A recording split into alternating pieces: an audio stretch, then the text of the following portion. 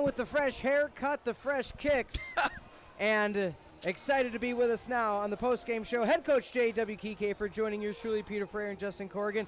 Coach, Justin made a comment earlier that it was one of your most serene sideline games that we've seen in years. Is this just, you turned over a new leaf, or you're just confident in what you saw tonight? Serene. You look like the real Chill Doom meme tonight. Oh, trying to keep it under control.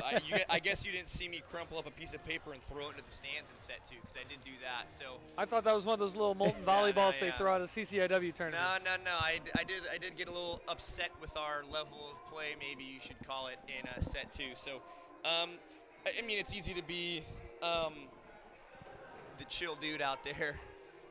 When you're siding out as well as we are, and we're playing offense as well as we are. Yeah.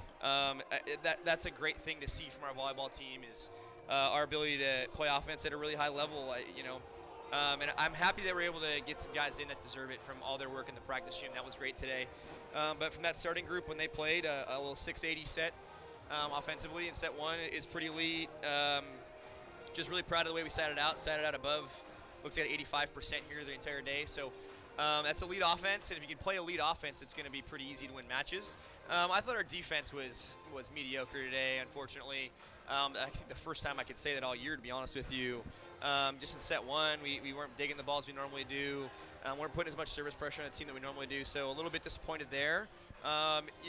We still probably haven't matched defensive effort and defensive energy and execution with offensive effort and energy and execution. And so we keep trying to find it. We keep on that slow grind forward. So really proud of the way Owen Hendricks played today on the left, and Owen Otto today played on the left, I think Zach Nolan was a rockin' serve receive like he always is. Really proud of that.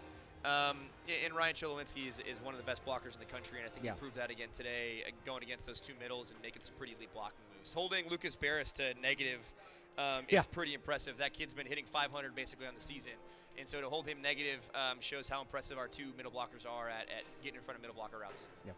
Now, when 7 of your 8 hitters on the evening hit above 300, and the only one that doesn't is normally your libero, what is having that much offensive firepower and that much way to spread around the offense? What does that do for a team like yours? Yeah, I think, happy with Ben Heiss getting 6 kills on 13 attempts too. I think we were able to get him the ball a little more often today than we have in the past to spread the offense.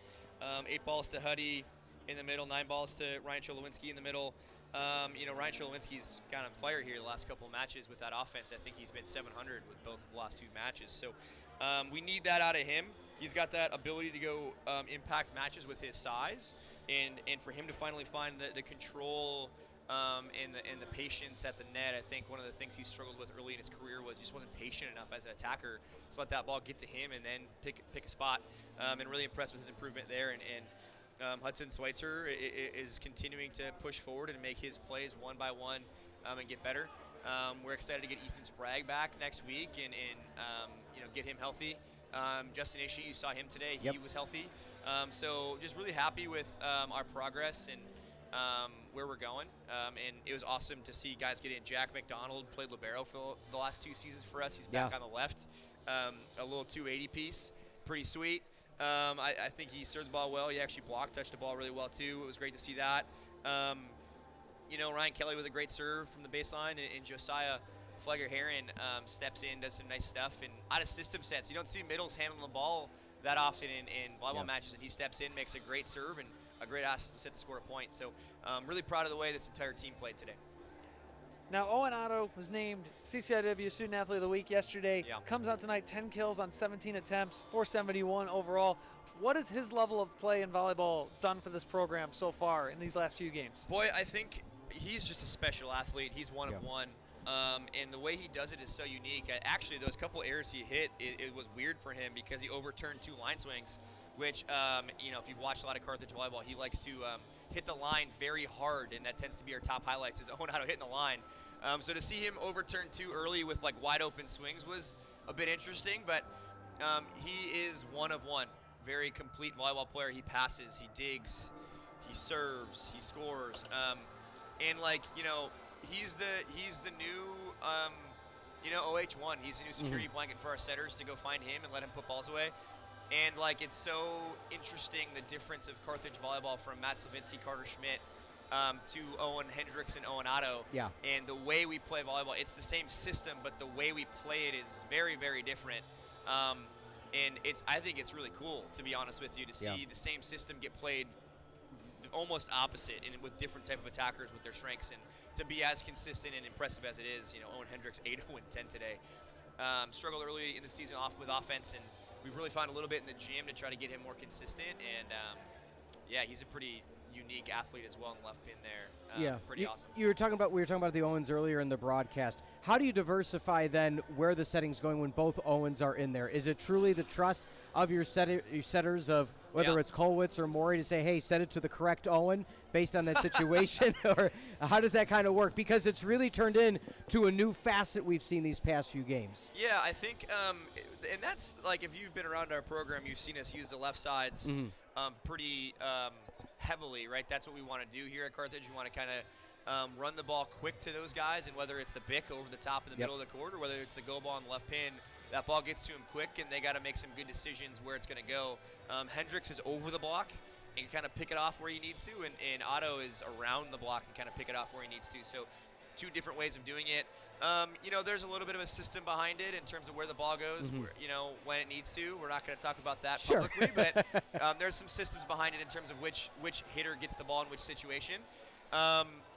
We just need to. I honestly think we need to set the ball overhead more to both Ruben Emmerich and Ben Heiss. Those two guys are pretty elite, and if we can get that left front to step out, and I think Ben had a nice day today. He hit pretty well, and when Ruben went in, one error early, but ends up at 375. Both those guys are pretty unique athletes, and so when we get a couple of kills out of that position to force that left front to step out, and then the Bick up the center is wide open up the gut, that's when we're pretty elite. So Ben did a great job today, forcing that left to step out, and then we just kind of ate in the center of the court there.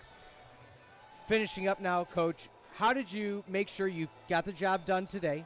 Because, again, as Justin said prior to the game, people were saying, on paper. You got the job done. They gave you their best effort in the first. You finished up in the second and third. And then how do you take that into the one more non-con game before we really hit the thick of things? I mean, it's nice to get done in 3. That's always nice, to give yourself more rest and you don't have to take the next set worth of jumps. That's nice. The message we've had this year has been something to prove. We have something to prove with this roster. We're lucky enough as a program to have a great alumni group, great alumni base that has won national championships, has gotten second in the country multiple times, has gone to multiple Final Fours. But this group, the way it's constructed, hasn't won anything yet. And I desperately want for this group to prove something, to show they're one of the most elite groups in the country, to show how talented they are. I want it for this group, and they have something to go prove. This group, them themselves, the way it's constructed, is a fully new group than that 2022 group, and I want it for them. I want to win for them. I want them to feel the same things we felt in 2021 and 22. They're such special athletes and young men. They play the right way. They care about the culture the right way. They care about each other the right way. And so, I desperately want this for them to get the same feelings that the rest of this program has had over their careers. So we work hard every day. We lock in, and I think it's about each other after every match. I'm late to get up here because one of the things we do after every practice is we call it championship stuff, and we kind of give feedback to the things that aren't scoring points, right? Who gave the most effort? Who made it fun to be in the gym today? Who made you smile? Who made you laugh? Who made this place a place to be at for your career? Whether it's a guy on the bench or a starter, who's talking the most about what their team's going to do to make sure we play the right defense, who's giving us the right technical feedback from the bench. It's not about kills or stats or anything like that. It's about who's making it fun to be here and who's keeping us adhering to our system the right way. And I think that's why it's special to be a part of the Carthage volleyball, and I love every second. So we're just trying to battle for this group, and we got a lot to prove with this current constructed group. And I'm proud of the way we've turned around our offense to prove a little bit. You still got so much and so long to go, and conference play is really what matters. Non-conference play is getting you ready for conference play, and we have, if not the best conference in the country, the second best conference in the country with how deep it is and how talented it is. With Wesleyan beating Dominican last week, how from top to bottom, this conference is unreal. So, we're happy we're going the right direction with what we're doing, but it got so much left to prove with this group. Yeah. Well, Coach, it's a good time to be a fan of the Firebirds between your success and that of the other programs. So men's basketball, women's basketball, awesome wins against number 2 in the country against Illinois Wesleyan. I'm just really impressed with what Steven and Megan are doing with those two groups. Great group of people. Yeah. But when you watch Megan's team play and that press, it's so much fun. It's an exciting brand of basketball. And I think what Steve does with that men's team is an exciting brand of basketball, how they get to the hoop, how they shoot the ball well. Yeah. It's not just winning, but it's fun brands of basketball. It's fun to be a fan and watch it. Yeah. Well, Coach, congrats on the win. We'll see you in a few days. Thanks, guys. Go Birds. Again, that was head coach J.W. Kieckhefer. As you and I have said before, Justin, you could talk to him all day. And then you could talk to him the next day as well, and he's so never run out of things to talk about. Absolutely love it. Little bit of an out-of-town scoreboard right now. Augustana leading 2-1 against St. Ambrose in a non-con matchup. Battle of 2 7-win teams. And then that's just about it for the CCIW. It's a Tuesday evening, so take that for what it's worth. But Justin, final thoughts on things Coach said and just the game as a whole this evening. A fairly convincing win against the Falcons. Yeah, I think you hit on the head. It wasn't their cleanest brand of volleyball. It wasn't quite what they were probably looking for, but you come out of a potential trap game in between a ranked Dominican team, a very good Benedictine team later this week. This is easily a trap game for the Firebirds. They handled it well. They came away with a 3-set win as they should have, and now they get to look ahead to Benedictine, who is, although they improved to 6-5 with a win over Illinois Tech tonight, their record is not what they are. They have lost a couple of 5-setters to Baldwin Wallace, who we saw here was a very good team. Yes, a top-ranked team. They lost a 5-setter to Cal Lutheran, who swept the Firebirds. They took down North Central in 5. They took down Augustana in 3. This team is a lot better than their record shows, and it's going to be a battle here in Tarble on Friday night. Indeed, it will be. Looking at some of the final numbers, 46-27 your kill differential, 47-200. Just a dominating effort by the Firebirds. 7-0. That service aces really made a difference in tonight's matchup. We want to thank you all and our crew for being here on this Tuesday evening. Everybody, we're going to not be back tomorrow, but for executive producer Mike Love, producer John Voinovich, for the rest of the crew, Matt, Emma, Allison, Addison, and Zoe. Again, top-notch student broadcasts right here. This program has been the presentation of the Firebird Broadcast Productions in Carthage College, copyright 2025. Once again, for Jessica Corrigan and Peter Ferreri, Birds sweep the Falcons in 3. Have a good night, everybody.